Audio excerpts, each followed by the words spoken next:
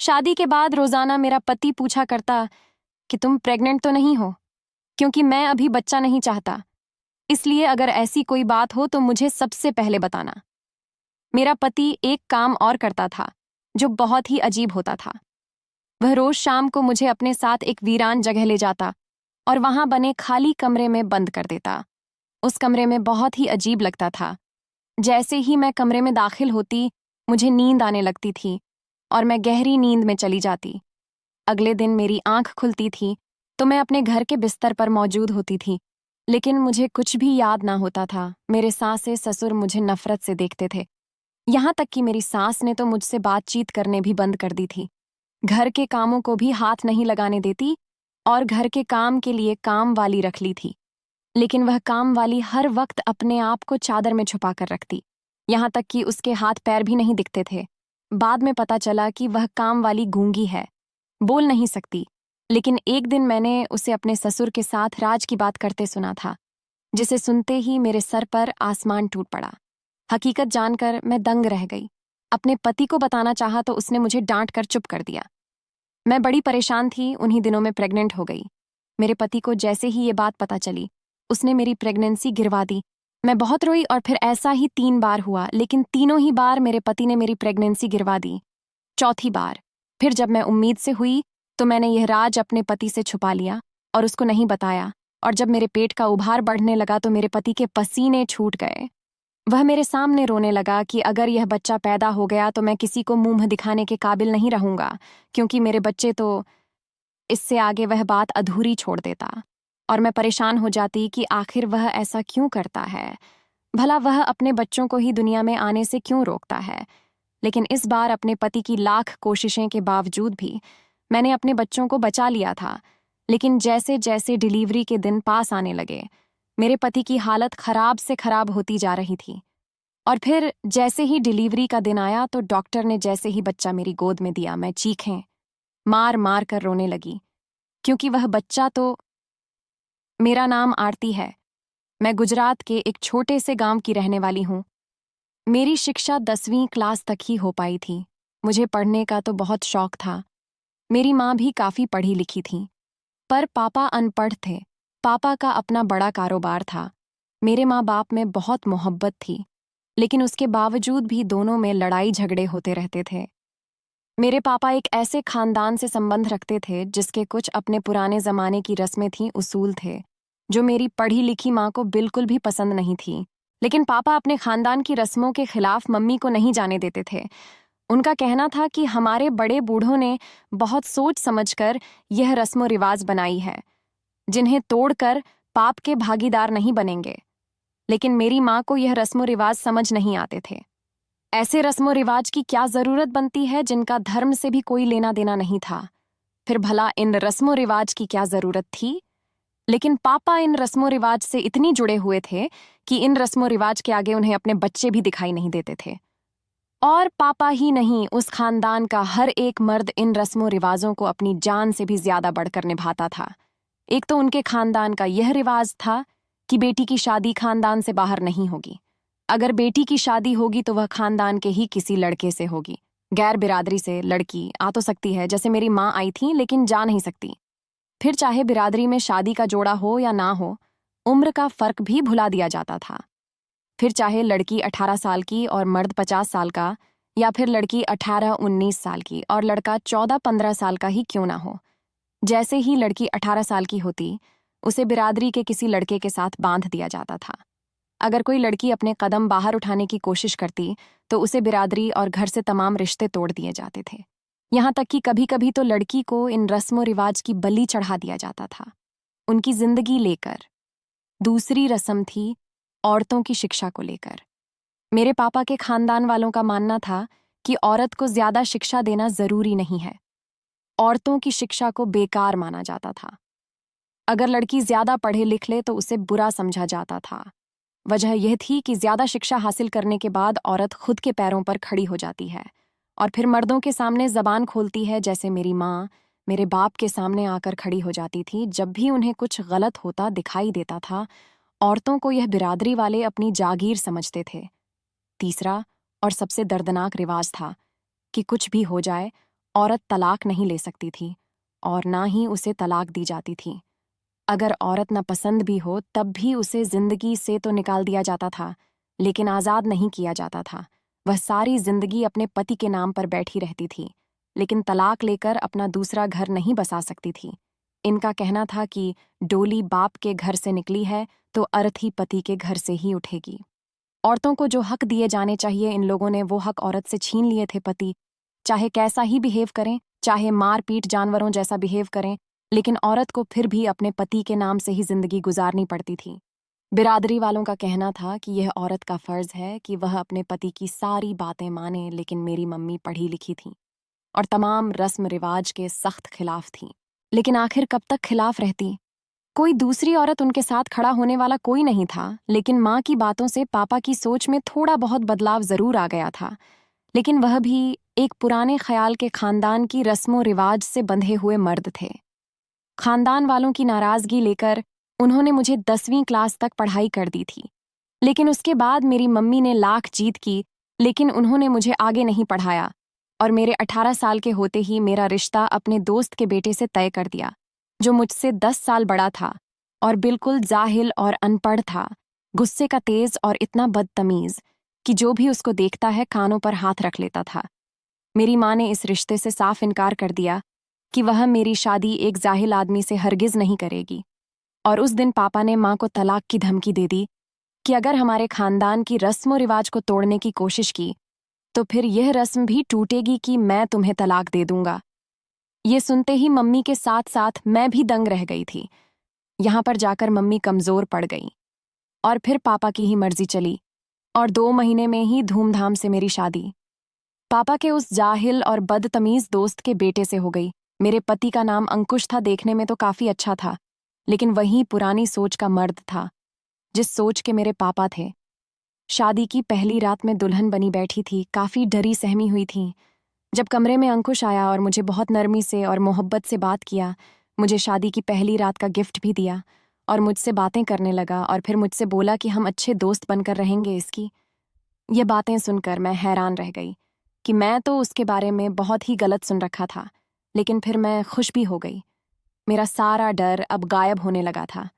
मैंने अंकुश की तरफ दोस्ती का हाथ बढ़ा दिया। हम कुछ देर बैठकर बातें करते रहे। जब अंकुश ने ऐसी बात बोली जिसे सुनते ही मैं दंग रह गई। अंकुश ने कहा कि अब हम बेस्ट फ्रेंड हैं, तो तुम मुझे अपनी सारी बातें बताओगी, छोटी से छोटी भी और बड़ी से बड़ी भी। मैंने कहा ठीक है। फिर अंकुश ने आगे कहा कि जब हम अच्छे दोस्त बन ही गए हैं तो हम एक दूसरे की सारी बातें भी मानेंगे। मैं जो बोलूंगा वह तुम खुशी खुशी मानेगी और हमारे बीच की कोई भी राज किसी को नहीं बताओगी। मैं मान गई। फिर वह मुस्कुराया और बोला, जब भी तुम प्रेग्नेंट हो तो यह बात सबसे पहले मुझे ही बताओगी।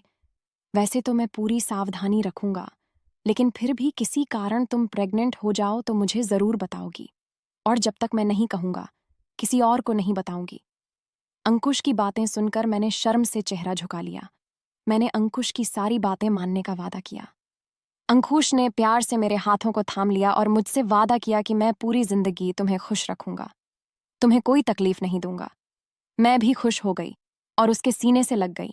उसके बाद अंकुश मेरा बहुत ख्याल रखता, मुझे खुश रखने की कोशिश करता, लेकिन एक बात रोज कहता कि अगर तुम्हें ऐसा महसूस हो कि तुम प्रेग्नेंट हो तो सबसे पहले मुझे ही बताना, मेरे अलावा किसी को नहीं। मैं कहती, तुम इतना परेशान क्यों हो, हम सावधानी बरत तो रहे हैं, ऐसा नहीं होगा। मुझे हैरत होती है कि इतनी सावधानी रखने के बावजूद भी अंकुश इतना परेशान क्यों रहता है, ऐसा जैसे वह मेरी प्रेगनेंसी को लेकर कितना डरा हुआ है। लेकिन फिर भी मैं अंकुश के साथ बहुत खुश थी क्योंकि वह मेरा बहुत ध्यान रखता था। लेकिन एक बात जो उस घर में बहुत ही अजीब थी, मेरा पति हर रोज शाम को मुझे अपने साथ बाहर लेकर जाता, ये कहकर कि चलो बाहर घूमने चलते हैं, और आबादी से दूर एक कमरे में ले जाकर छोड़ देता। वह कमरा बहुत ही पुराना बंजर सा था, लेकिन अंदर से बहुत ही खूबसूरत था। उस कमरे में जाते ही मुझे नींद आने लगती और कुछ ही देर में मैं सो जाती और फिर मुझे कुछ याद ना रहता। और जब अगले दिन मेरी आंख खुलती, मैं अपने घर में मौजूद होती।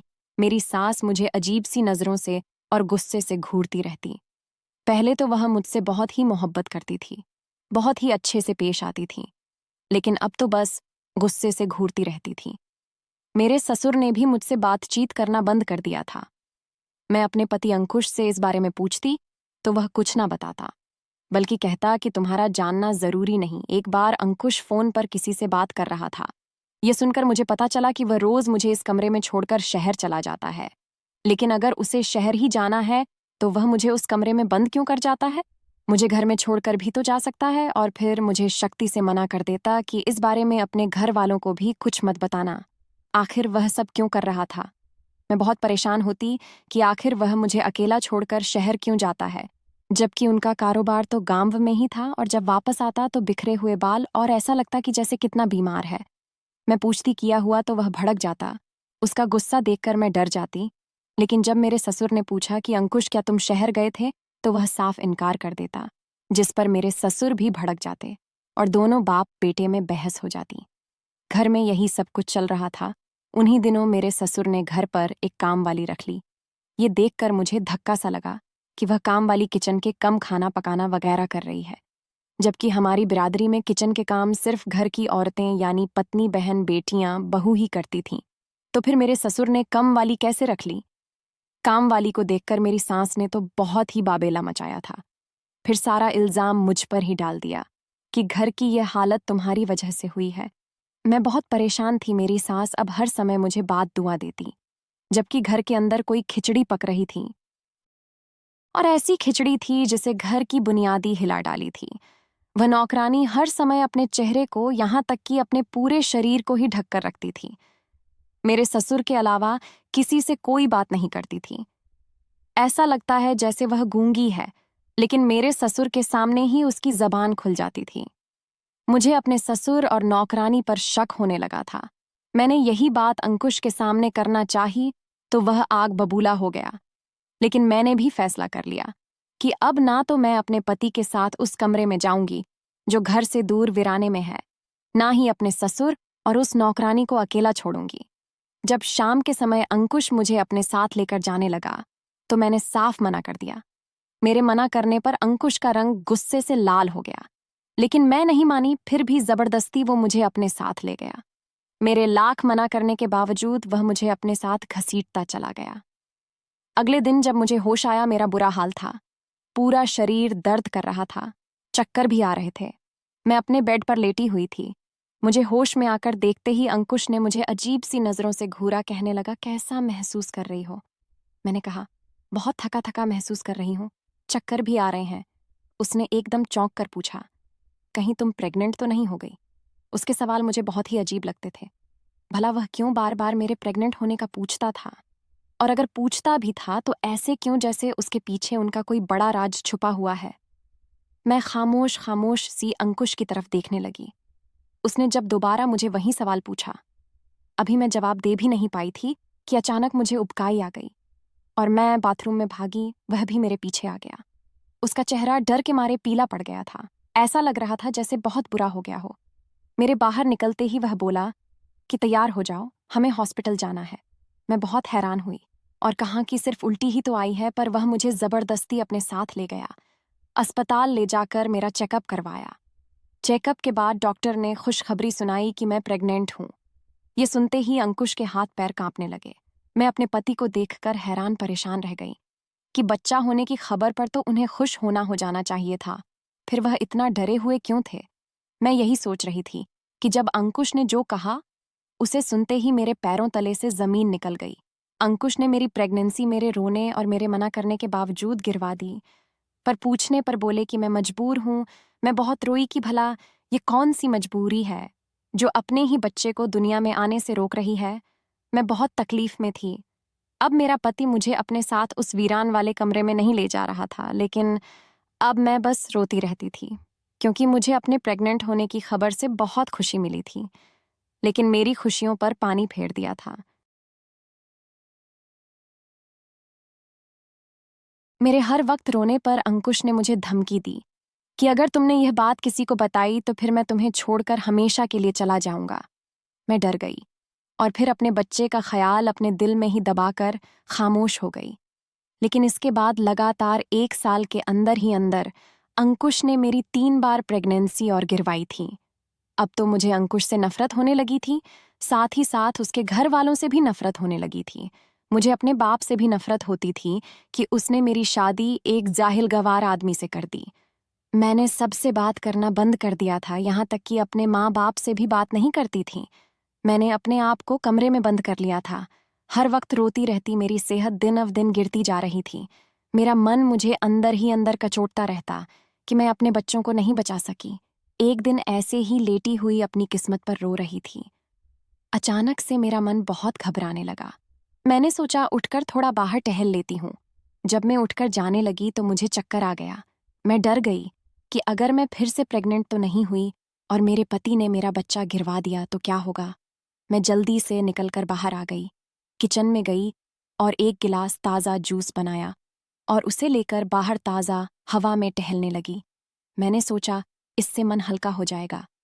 मैं नहीं चाहती थी कि अंकुश को शक हो कि मैं फिर से माँ बनने वाली हूँ। अभी मैं बाहर टहल ही रही थी कि मैं अपने ससुर को नौकरानी के साथ कमरे में जाते देखा। मैं दंग रह गई, क्योंकि मेरे ससुर जिस तरह छुप कर नौकरानी के साथ जा रहे थे मुझे बहुत ज़्यादा अजीब लगा। मैं भी खामोशी से उस नौकरानी के कमरे की तरफ बढ़ी ताकि देख सकूं कि दोनों इस तरह छुपाकर क्यों जा रहे हैं। मैं कमरे के बाहर दरवाजे से कान लगाए खड़ी हुई थी। जब अंदर से आई आवाज़ सुनी और जैसे जैसे मैं सुनती गई, मेरे पैरों तले से ज़मीन निकलती गई।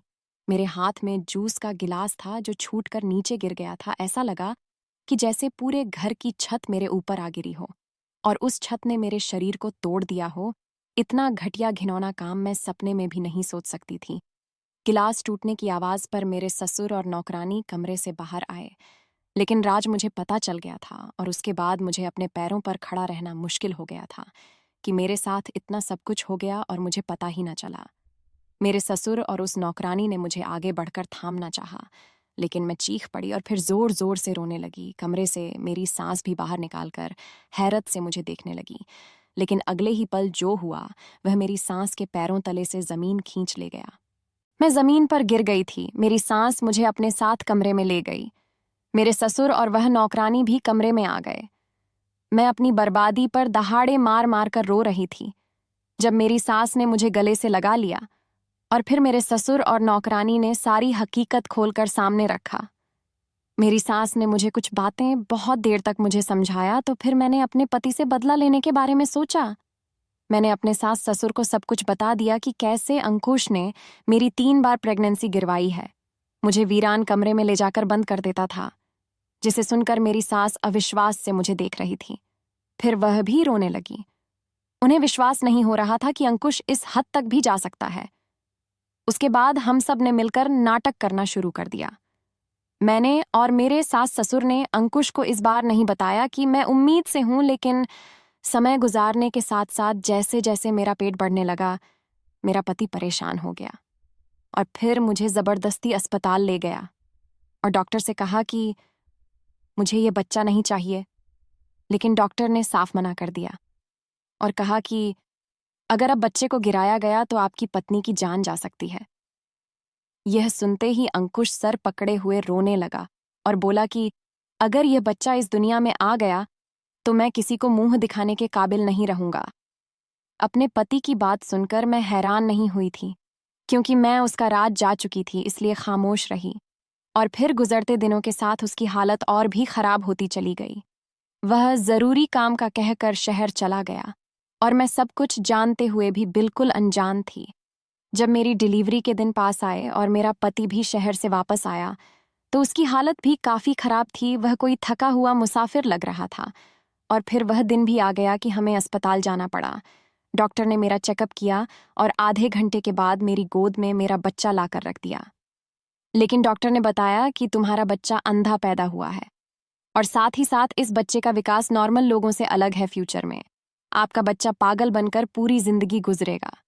ये सुनते ही सबके ऊपर एक मातम सा छा गया था और अंकुश घुटनों के बल नीचे बैठकर जोर जोर से रोने लगा और मुझसे हाथ जोड़कर माफी मांगने लगा। इसके साथ ही उसने अपने सारे पाप स्वीकार कर लिए। तभी उस नौकरानी ने भी अपने ऊपर से चादर उतार कर फेंक दी थी। उस नौकरानी को देखते ही मेरे पति के कदमों तले से जमीन निकल गई थी। वह वहीं ढेर होता चला गया, क्योंकि वह नौकरानी नहीं बल्कि वह तो मेरे पति की। कुछ साल पहले अंकुश अपने दोस्तों के साथ शहर घूमने के लिए गए हुआ था। पहाड़ों की वादियों में घूमते हुए उन्हें वहां एक लड़की मिली थी। जिस होटल में यह ठहरे थे, वह लड़की वहां खाना बनाती थी। वह लड़की बहुत सुंदर थी, बिल्कुल कश्मीरी सेब की तरह। जब मेरे पति को वह पसंद आ गई, वह बहुत मासूम थी लेकिन इसके साथ ही समझदार भी।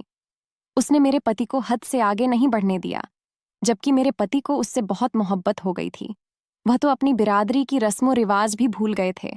और फिर नैनीताल में ही वीडियो कॉल में ही उसके बाप से रिश्ते की बात करके उससे शादी कर ली।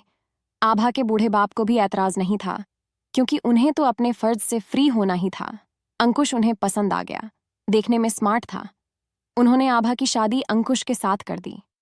शादी के 2 महीने तक आभा और अंकुश एक साथ रहे। जब गांव से बुलावे पर उसे गांव जाना पड़ा, आभा से वापस आने का वादा करके वह गांव चला गया। उधर आभा अंकुश का इंतजार करती रही और इंतजार की सीमा हद से आगे बढ़ती चली गई, यहां तक कि आभा एक बेटे को भी जन्म दे दिया। लेकिन अंकुश वापस नहीं लौटा। आभा को अपने नाम के साथ बांधे रखा।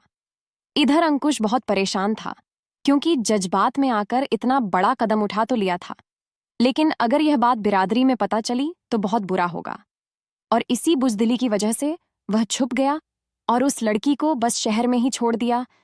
बच्चा जब 3 महीने का हुआ तो मालूम पड़ा कि उसके दिल में सुराख है और ऑपरेशन जरूरी है, नहीं तो बच्चा नहीं बचेगा। आभा सोच चुकी थी कि मर जाएगी, लेकिन उस बेवफा इंसान के बारे में दोबारा नहीं सोचेगी। लेकिन अपने बच्चों को देखकर और उसकी जान बचाने के लिए तड़प उठी। और फिर वह अंकुश को ढूंढने की कोशिश करने लगी। भगवान ने कृपा से उसे अंकुश का एक दोस्त मिल गया। वह पढ़ा लिखा लड़का था। उसे आभा की हालत पर दया आ गई और उसने आभा को अंकुश के पास पहुंचा दिया। आभा अंकुश के घर वालों के सामने बहुत रोई और अपना बच्चा आगे कर दिया कि अब इसकी जिंदगी आप लोगों के हाथ में है। लेकिन उस समय डर के मारे अंकुश आभा के साथ रिश्ते से मुकर गया और कहा कि वह इस लड़की को नहीं जानता, न जाने किसका पाप ये मेरी झोली में डाल रही है। बिरादरी वालों ने उस लड़की को घर से निकाल दिया और बहुत ही बेइज्जत किया। मेरी सास ने भी अपने बेटे पर ही विश्वास किया। जब उस लड़की ने अपने बच्चों को सीने से लगाकर रोते हुए अंकुश को बात दुआ दी कि अगर तुम झूठे हो और मैं सच्ची हुई तो भगवान करे तुम्हारी औलाद भी सही पैदा ही ना हो, किसी ऐसी बीमारी के साथ पैदा हो कि तुम्हें खून के आंसू रुलाए। लेकिन अंकुश को उस समय अपनी इज्जत और बिरादरी का इतना डर था कि उसने आभा को अपनी पत्नी मानने से इनकार कर दिया। यहां तक कि इंसानियत के नाते भी उसे अपनी सगी औलाद पर दया नहीं आई। लेकिन पता नहीं क्यों मेरे ससुर को आभा पर कुछ कुछ विश्वास होने लगा था। जैसे ही आभा घर से बाहर निकली, मेरे ससुर ने अपने नौकर से उसे बुलवाकर खामोशी से उसे अपने नौकर के घर में छुपा दिया। उस बच्चे का डीएनए भी करवाया तो मालूम हुआ कि वह लड़की सच कह रही थी। उसके बाद मेरे ससुर ने उस बच्चे का इलाज करवाया।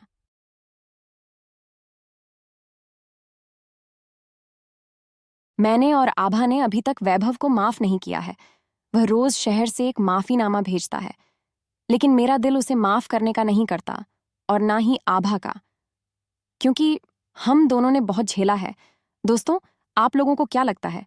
क्या हम दोनों को वैभव को माफ कर देना चाहिए और उसे स्वीकार कर लेना चाहिए? अपनी राय कमेंट बॉक्स में जरूर देना। स्पातिन्यात दोस्तों, वीडियो कैसा लगा कमेंट करके जरूर बताना। वीडियो को लाइक और चैनल सब्सक्राइब कर देना।